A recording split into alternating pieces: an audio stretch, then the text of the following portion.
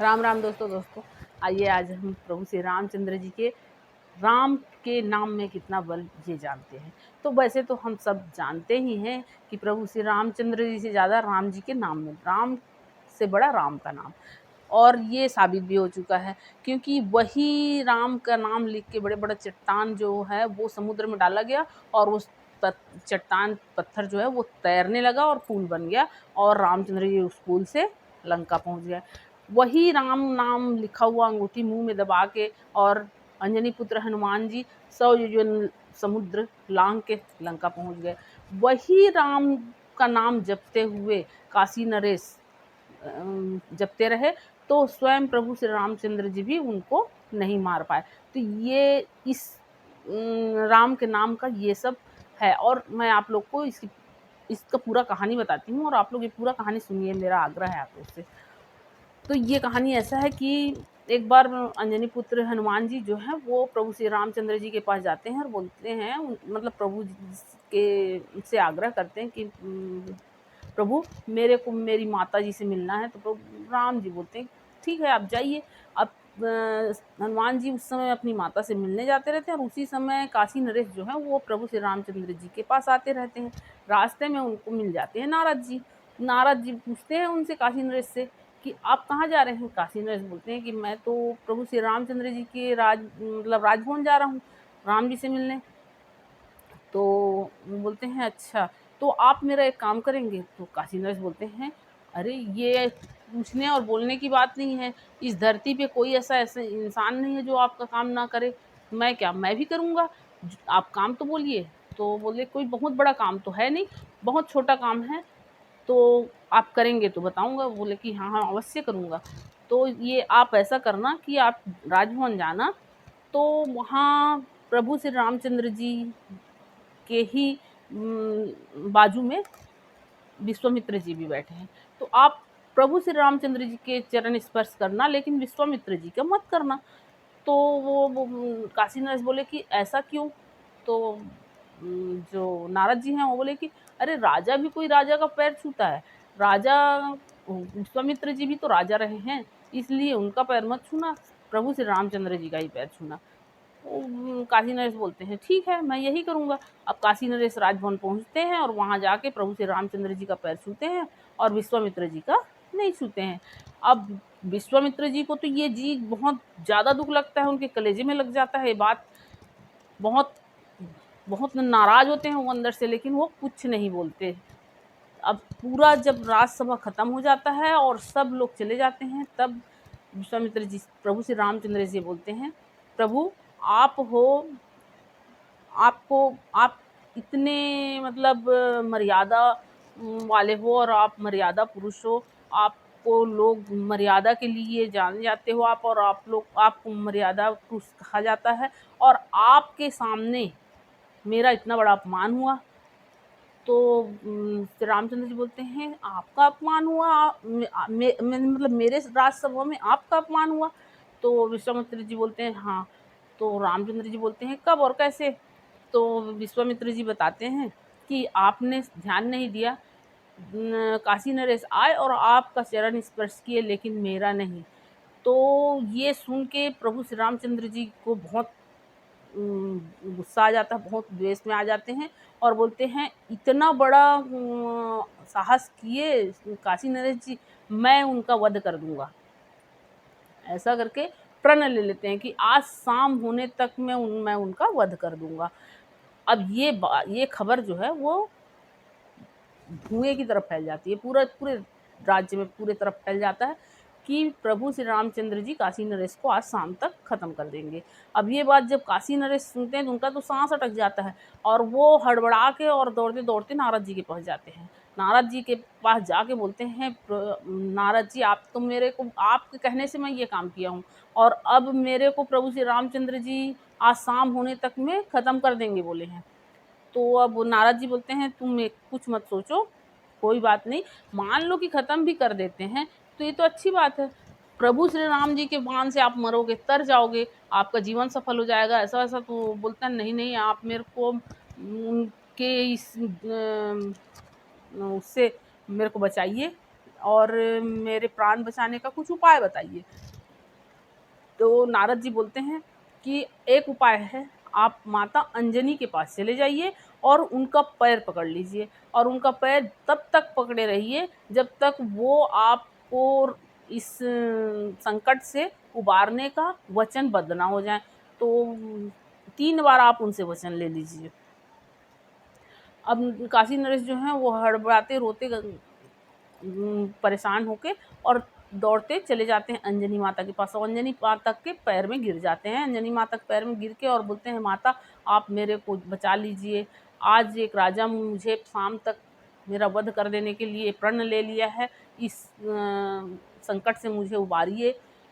अंजनी माता बोलती है, अरे ऐसा क्या है, मैं जहाँ तक हो सकेगा तो तुमको इस संकट से उबारने का पूरा प्रयास करूँगी और उबार दूँगी। तो वो बोलते हैं काशी नरेश, नहीं नहीं, आप मेरे को वचन दीजिए कि आप मेरी रक्षा करेंगी और मेरे को इस संकट से उबारेंगी।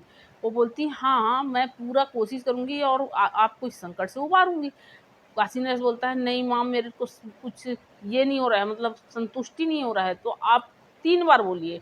तो अंजनी माता 3 बार बोलती है, मैं तुम्हें इस संकट से उबारूँगी, मैं तुम्हें इस संकट से उबारूँगी, मैं तुम्हें इस संकट से उबारूँगी।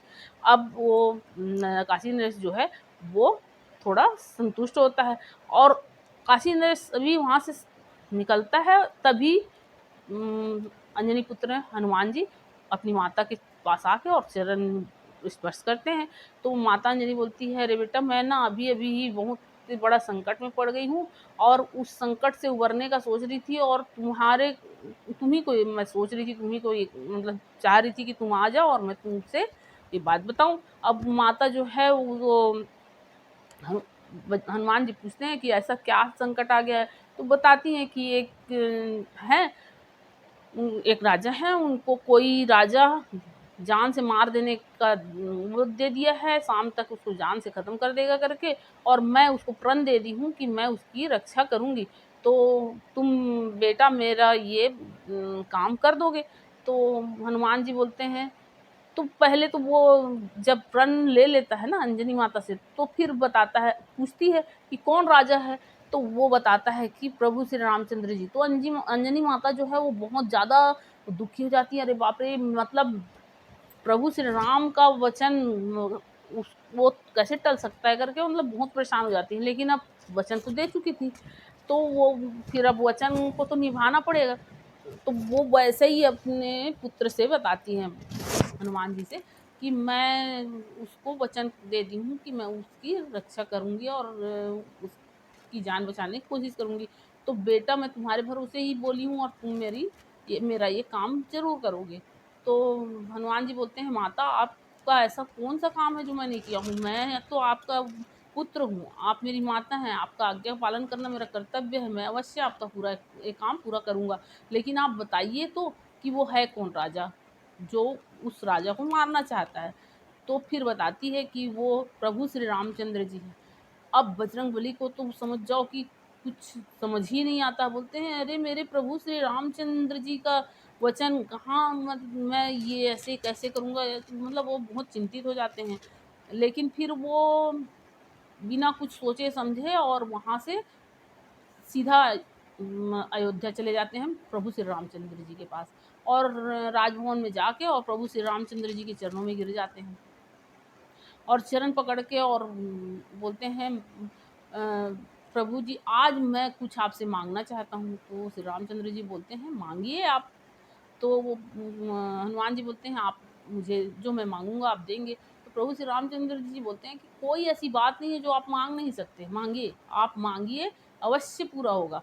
तो हनुमान जी बोलते हैं, मैं सिर्फ यही मांगना चाहता हूँ प्रभु, कि आपका नाम लेने वाले की अगर मैं रक्षा कर रहा हूँ तो उसका कोई कुछ ना बिगाड़ सके, उसको कोई कुछ ना कर सके, स्वयं भगवान भी उसको ना मार सके। मैं अगर आपका वो नाम ले रहा है और मैं आपका रक्षक, मतलब आपका सेवक वहाँ उसकी रक्षा कर रहा हूँ, तो उसके जान को कोई कुछ ना कर सके, यही आशीर्वाद चाहता हूँ। तो प्रभु श्री रामचंद्र जी बोल दिए कि अवश्य होगा।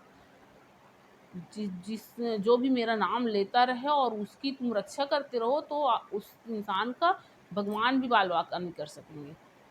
अब ये बात यहाँ हनुमान जी जैसे ही सुनते हैं, वैसे ही वो काशी नरेश के पास पहुँचते हैं और बोलते हैं कि सुनो, तुम एक काम करो, तुम अभी चलो, और उसको साथ में अयोध्या लेके आते हैं। और अयोध्या में सरयू नदी में कमर तक डूब के, सरयू नदी में कमर तक डूब के और राम का नाम का जाप करने के लिए बोल देते हैं। वो राम का नाम जाप करना चालू करता है।